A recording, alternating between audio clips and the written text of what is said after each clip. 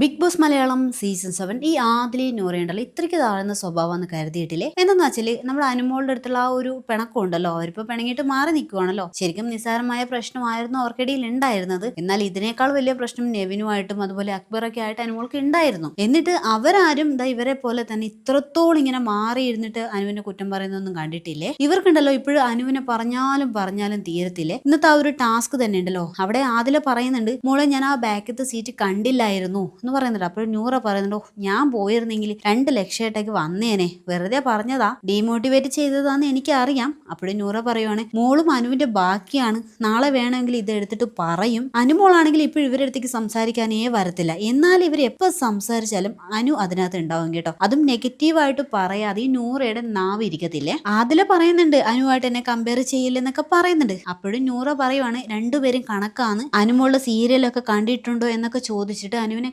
കളിയാക്കിക്കൊണ്ടൊക്കെയാണ് ഇവർ സംസാരിക്കുന്നത്. എന്നാൽ അനു ഇക്കാര്യം ഒന്നും അറിയുന്നില്ല. അവിടെ അനു കിച്ചണിൽ നിന്നിട്ട് എന്തോ ജോലി ചെയ്തുകൊണ്ടിരിക്കുവാണ്. അവിടെ ജോലി ചെയ്യുന്ന അനുവിനെ നോക്കിയിട്ടാണ് ഈ നൂറയുടെ നാവിങ്ങനെ ചെലച്ചുകൊണ്ടിരിക്കുന്നത്. എന്നിട്ട് നൂറ പറയുന്നുണ്ട്, വാ നമുക്ക് കിച്ചണിലേക്ക് പോകാന്ന് പറയുന്നുണ്ട്. പക്ഷെ അതിൽ പറയുന്നുണ്ട്, ഞാൻ വരുന്നില്ല. എന്നിട്ട് നൂറ പോവാണ്. ഇവിടെ അനുവിനെ ടാർഗറ്റ് ചെയ്തിരുന്ന നെവിൻ പോലും ഇത്രത്തോളം ദേഷ്യവും വരികയൊന്നും അനുവിന്റെ അടുത്ത് കാണിച്ചിട്ടില്ല കേട്ടോ. അങ്ങനെയാണെങ്കിൽ ഇപ്പൊ നെവിനൊന്നും അനുവായിട്ട് ഇത്രത്തോളം അടുക്കത്തില്ലല്ലോ. ഇവിടെ ആദിലയും നൂറയേക്കാൾ കൂടുതൽ അനു ഇഷ്യൂ ഉണ്ടാക്കി നമ്മുടെ അക്ബർ നെവിന്റെ അടുത്തൊക്കെയാണ്. ആദിലയുടെ നൂറയുടെ അടുത്താണെങ്കിൽ ഒരു പരിധി വിട്ടിട്ട് അനു ഒന്നും ചെയ്തിട്ടില്ല. ഈ കഴിഞ്ഞ ദിവസമാണ് നമ്മുടെ അനീഷിന്റെ അടുത്ത് നമ്മുടെ അനു പറയുന്നത് കേട്ടത്. കാരണം ഇവർ അത്രത്തോളം സ്നേഹിച്ചതാണ്, എന്നിട്ട് ഇവരെ എന്റെ അടുത്ത് ഇങ്ങനെ കാണിച്ചില്ലേന്ന് ആദ്യമായിട്ടാണ് അനു ഇവരെ പറ്റി മറ്റൊരാളുടെ അടുത്ത് പറയുന്നത് തന്നെ. ഇവിടെ ഒരു നിസ്സാര കാര്യത്തിന് പിണങ്ങി നടക്കുന്ന സമയത്ത് ഈ ആദിലി നൂറ് എന്താ ഈ കാണിക്കുന്നത്, എന്താ ഈ പറയുന്നത്? സത്യമാണല്ലോ, ഒരു മൂർഖമ്പാവിന് പോലും ഇത്രത്തോളം പകയുണ്ടാവത്തില്ല കേട്ടോ.